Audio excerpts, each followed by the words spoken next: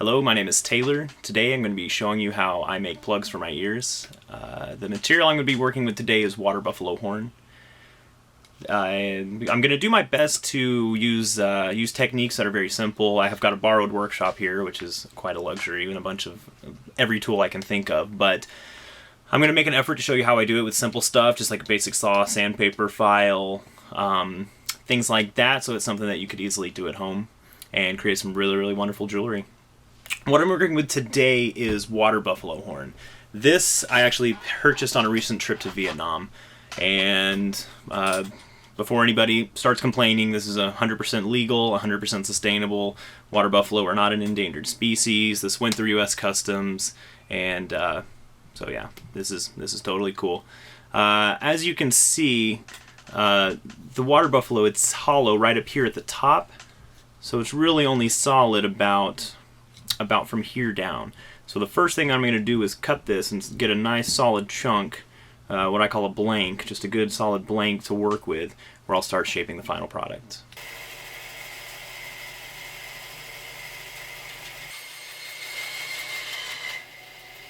Definitely some growth. Well, I'm not going to use this piece, so we're just going to look at this. You can see how there's kind of some cracks that run through here, almost like growth rings on a tree.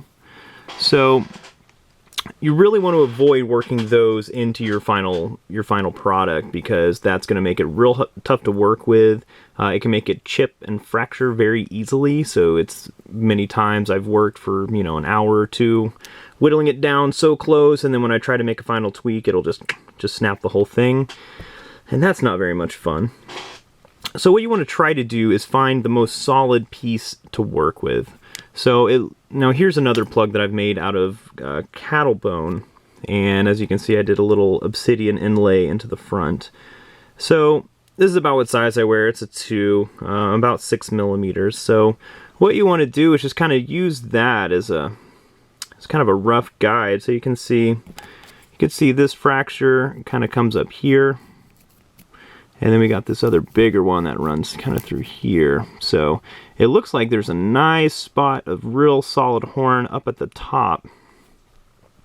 And maybe here's the very top of the fracture line. So there's a good chunk here at the top, and if I sand it down and work it down, maybe I can get it to run kind of along here. Maybe I can get 2, 3, 4 pieces out of it if I'm good, if I'm lucky. And then on the bottom, you can see we've got this crack here, and this one kind of carries around this way. I'm going to hope that this is a small fracture that might stop around here. So I'm going to just keep working down, hoping that I can get a piece out of it, maybe a smaller one like through here. So just to kind of mark it out with a pencil, just so I can kind of keep an idea of what my goal is. I'd like to try to make a solid piece of it here, and it looks like there's another good solid piece that I'm going to try to get out of here. So yeah, just a pencil now. So to get there, I think my next task would be to do another cut right smack dab down the middle, and maybe kind of through here.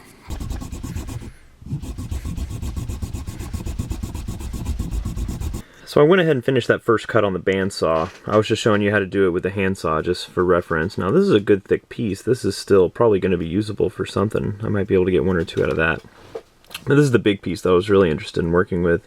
It looks like that grain kind of stops around here, so this is all nice, good solid bone. My next phase is going to be, no, I just sanded that down real quick. My next phase is going to be sanding down all these edges to make this flat, to make it flat on the bottom, and then flat here. So there's a couple ways to do this. If you don't have any power tools, you can do something as simple as getting some sandpaper. And if you just got some time and you're sitting on a beach next to a log or a rock, you can sit there and just start sanding the thing away. Now it's going to be slow, but if you got the whole day to kill, that's fine. I'm going to go ahead and use a belt. I'm going to go ahead and use a powerful belt sander to finish knocking that out.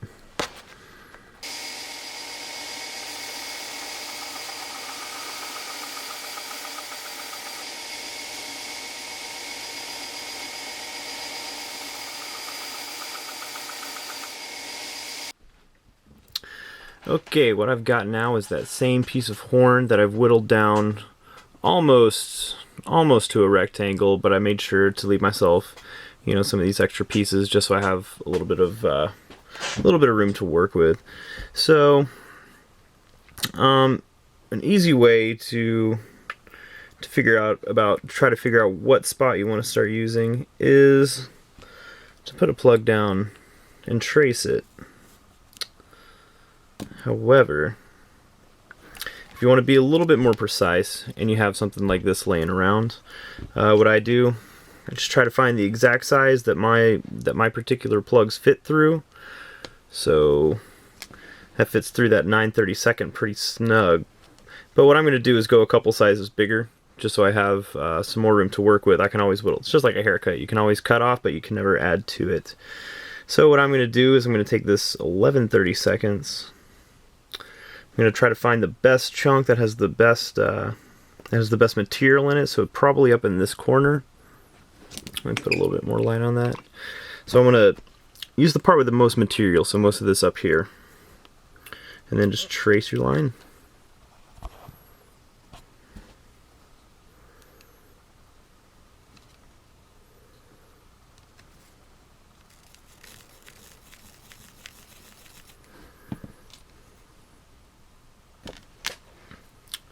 So now you've got these two marks on both sides that you're going to use as a guide, and as you continue to sand down, just keep checking that guide so we know on this side, so we can tell on this side we're just going to sand over this way, get rid of all this material.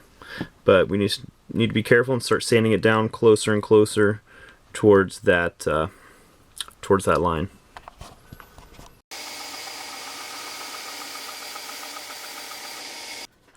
So here's something interesting that happened on here. I'm kind of glad it did so that I could show you. As I was sanding it down, and I'm not sure how well you can see these kind of the growth marks in the horn, but as I was sanding down, you could see it was chipping away. So you could see how these fracture lines built into it are going to have to change the way that I make these. So now I know all of this over here is pretty much unusable. I can barely get down to what I need. So I'm probably going to have to scrap all that and now cut it back to here. Okay, now as you can see, I've got it all the way down to that rectangular blank, and you can see the original marks where I drew in. I'm almost there, but I'm going to leave just a little bit around it as I start rounding it out. So what you want to do when you start rounding is just start progressively taking corners off. So what I do is, you see we've got a square here. So what I'm going to do first is I'm going to take out that corner. Now you could do it just quite simple on sandpaper instead of stroking it flat. Just kind of start it up on a 45-degree like this. And you'll have to put some muscle into it, but with a tough rough grit sandpaper, this is 150. You could sit there and whittle that away in just a couple of minutes, but I'm going to put it back over here on the belt sander because I actually have one.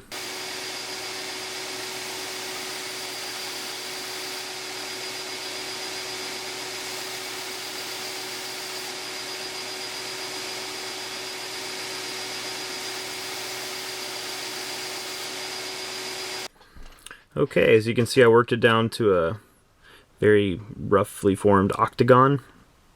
So basically the process is to just kind of keep doing that, and just kind of start working those corners out, and as you start to sand it, kind of start rotating a little bit as you go. Start kind of moving. Sometimes I'll move it kind of side to side, and whenever you're sanding, just kind of start doing bigger circular motions like this. Or start twisting it. You can twist it in your hand as you're sanding it.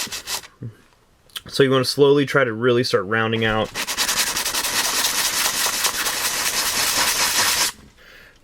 those edges. Now this is going to take a little while, done by sandpaper, so I'm going back to the belt sander.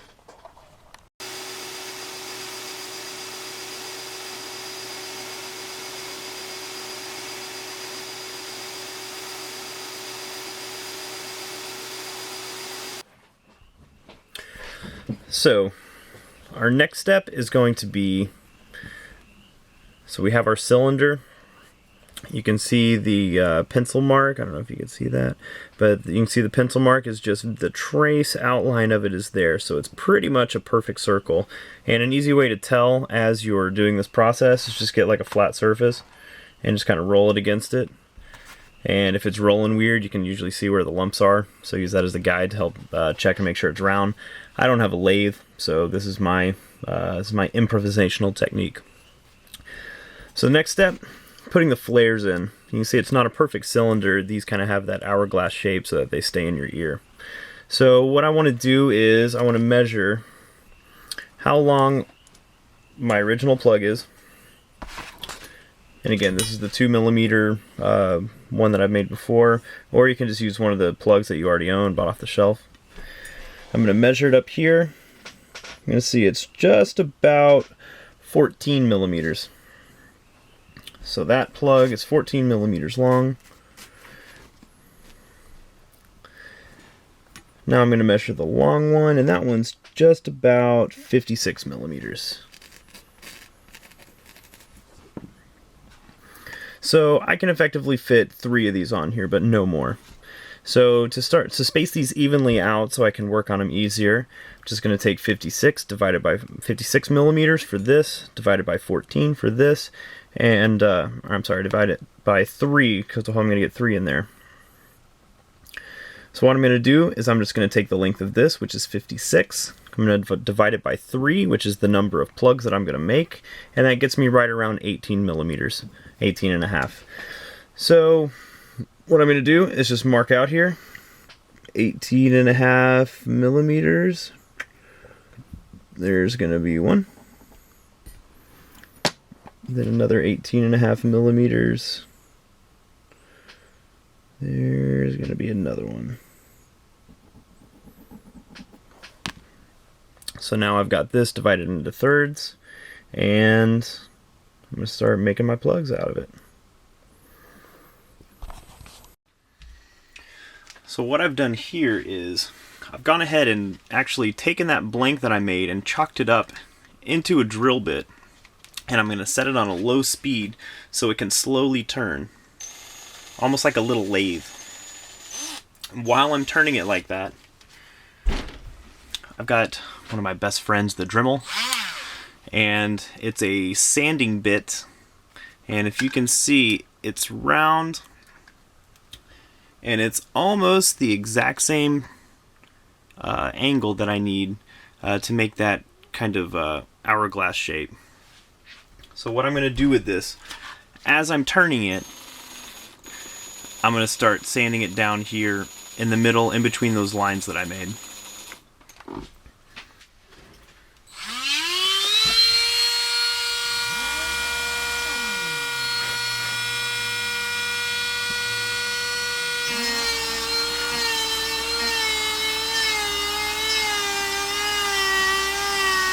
Now our next step is going to be cutting these.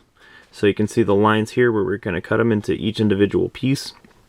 And to do that, I like to use, I don't know exactly what kind of saw this is. I'm in a luthier shop, so I would guess it's some sort of luthier saw. But anyway, straight edge saw with a really, really thin, fine blade. And what I'm going to do is clamp it down to the table. And what you want to be really careful of is that you don't use too rough of a saw, and you be very careful when you get down to the other side. Because when you get down to this stage, you're done with power tools. You got to do everything by hand, because you got to be real careful that right here doesn't chip off. Because if you take a chunk out of here, this whole piece is ruined. So do this gingerly and carefully.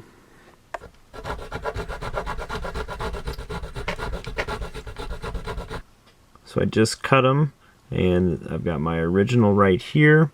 And then these are the 3 that I just cut off of that. So now what it's just going to be a matter of doing is sanding this down to a more workable level. Because what we're going to eventually do, see how it's got that real hard line here? What we're going to start doing is just getting some sandpaper and just start sanding those edges out, sanding this down, and just getting the shape a little bit closer.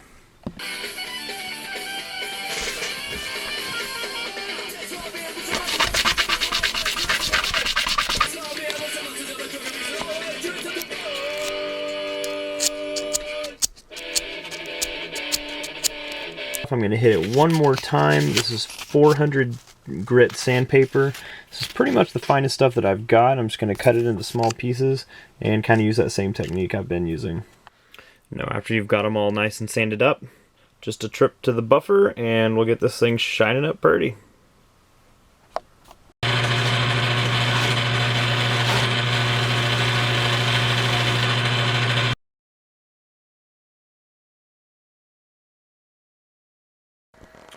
Okay, my next step is going to be to put an inlay onto my plug. So here I've got kind of the basic rough copy, hasn't been super polished up yet, but still in a pretty finished form. So what I want to do is I want to add like a little,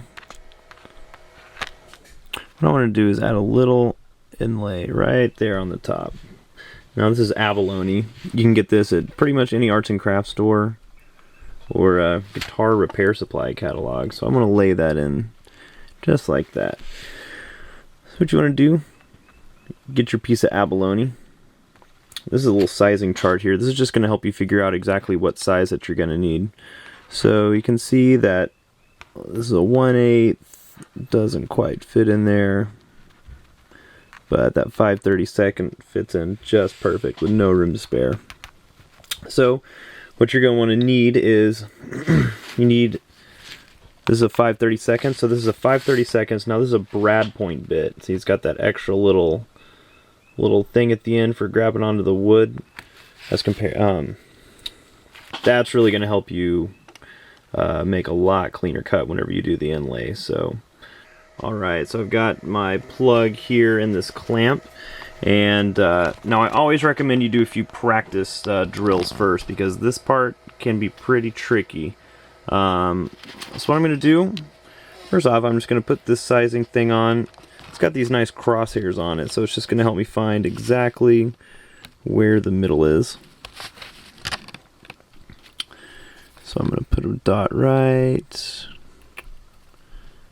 there, just with a pencil. Now this is just a little pick. It's real light duty, but this, you could just use the end of a clothesline even. And what I'm going to do is just go in there and give it just that little bit of a bite, just so my drill bit has something to get started on. Okay, so we've got our plug here in the clamp with the exact center marked. So what you want to do is get a really good stable platform for this to drill on. So I have got this in a clamp, and I'm going to put another clamp down on top of it just to keep it nice and secure so that's not wobbling around anymore. Now this is that brad point bit that I have, and I'm putting it on this hand drill. At this point you don't want to use any power tools because it's going to be it's just too dangerous. You could crack it, you could chip it, and it's such a small thing at this point. Now you can see these little pieces of abalone, they're not very deep, so we don't really need to drill in more than 1 millimeter or 2, just enough to get that in. And ideally you would like this to set in, so you can, below the wood, so you can sand, or I'm sorry, the bone. You would like this to set in so you can sand down to the abalone. You don't want the abalone to be above it and you're sanding away the abalone. You want to sand away the bone instead of the inlay. So I'm going to start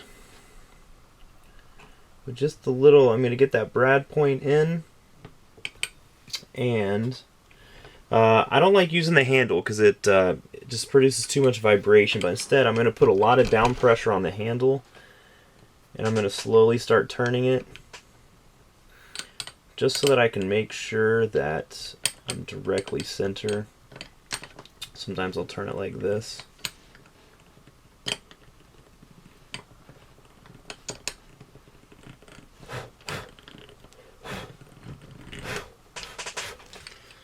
So I just started drilling a little bit there, and as you can see, it looks pretty centered. So I'm going to go ahead and proceed and just keep drilling away.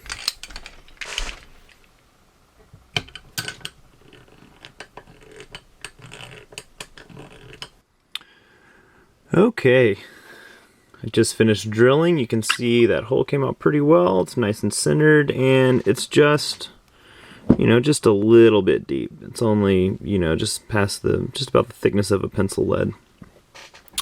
So now, got my abalone, and it looks like it's going to be a perfect fit. Whoops. So what I'm going to do is take my super glue, just give it one big fat drop right in the middle.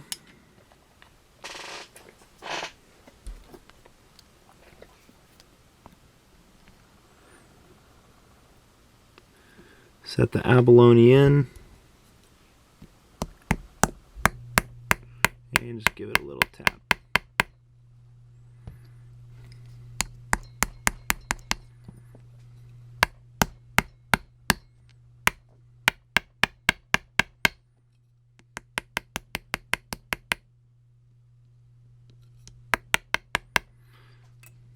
Give it a little tap, get it nice and set in, and then I want to cover the whole thing with another fat drop of super glue. Whoops.